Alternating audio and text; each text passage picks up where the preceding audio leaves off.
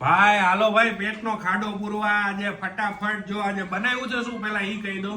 આજે છે ને મમ્મી એમ કે મારે પીઝા ખાવા છે ને સેન્ડવિચ ખાવી છે એટલે મમ્મીની ફરમાઈશ હતી એટલે પીઝા સેન્ડવિચ બનાવી છે. હવે હું તમને એકવાર કટ કરીને બતાવું દો કેવી લાગે છે. જોરદાર ઇનોવેશન ભાઈ કર્યું છે. જોઈ લે ચીઝ ના હે ને આની અંદર ઢગલા કર્યા છે ભાઈ. તમે નહીં માનો પણ હું તમને એક ખાલી ખોલીને દેખાડું. આ વસ્તુ જુઓ તમે જોઈ લે છે મોઝરેલા ચીઝ છે. મોઝરેલા ચીઝ પણ ભાઈ આ જો વસ્તુ કેવી જોરદાર બની એમ ચાખો જી શું કે આપણે મોજ મેં જ રહેલા છે ભાઈ. મોજ મે રહેલા હા અને મોજ મે રહેલા ચીઝ અને ચાખો જી ચાખો ગરમા ગરમ. અને આની ફિલિંગ માં એકવાર જુઓ શું છે. જો આની ફિલિંગ માં છે ને પનીર છે, કોર્ન છે, કેપ્સિકમ છે અને ઉપર છે ને એક આ લોકોએ દૂધ અને ચીઝ નું એક મિશ્રણ બનાવી અને સરસ મજાનું બનાવ્યું હતું. એનો વિડીયો ઉતારવાનો રહી ગયો ભાઈ પણ જોરદાર વસ્તુ બનાવી છે ભાઈ.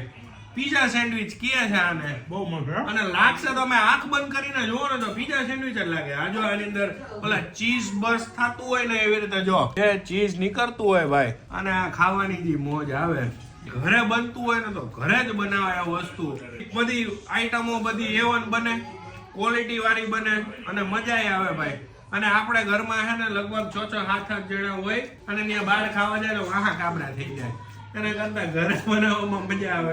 તમે એમ કહો છો બીજી ઓલી સેન્ડવિચ બનાવી છે ઓલી બટેટા ને વટાણા ના મિશ્રણ વાળી. આ બહુ જોરદાર લાગે.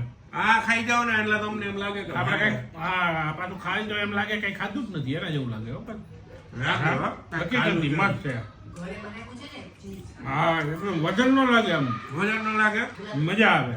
બીજી વસ્તુ આની ક્વોલિટી આપણે ઘરે બનાવીને એટલે મેન્ટેન રહે. હા અને ખાવાની મજા આવે.